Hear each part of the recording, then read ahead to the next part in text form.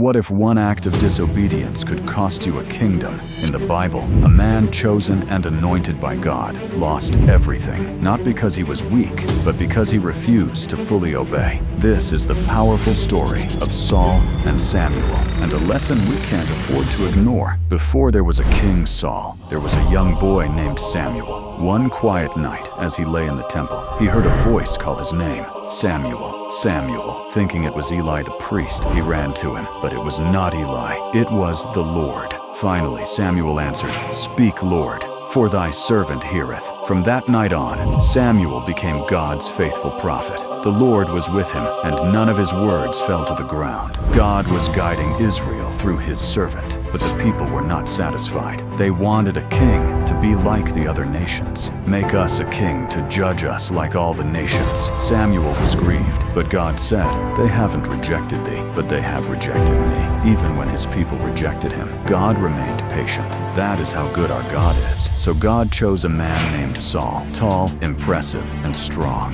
When Samuel anointed him with oil, he declared, "The Lord hath anointed thee." At first, Saul was humble. When enemies attacked Israel, the Spirit of God came upon him, and he led the nation to victory. The people rejoiced. It seemed like the beginning of a great reign. But then came a test. God gave Saul a clear command through Samuel: completely destroy the Amalekites and all they had. It was not a suggestion. It was an instruction from the Lord. Saul won the battle, but he did not fully obey. He spared King Agag. He kept the best animals, and then he built a monument for himself. When Samuel confronted him, Saul insisted he had obeyed. But Samuel replied, "To obey is better than sacrifice." God was not impressed by partial obedience or religious excuses. He desired a heart that would fully trust and obey him. Because Saul rejected the word of the Lord rejected Saul as king. What started with promise ended in loss, all because of disobedience. The story of Samuel and Saul reminds us God speaks, God chooses, God empowers, but God also expects obedience. Our God is good, not only when he blesses us, but also when he corrects us. His commands are not meant to harm us, but to guide and protect us. The question is not whether God is faithful. The question is, will we obey? Will we say like Samuel, "Speak, Lord, for your servant is listening"? Or will we choose our own way like Saul?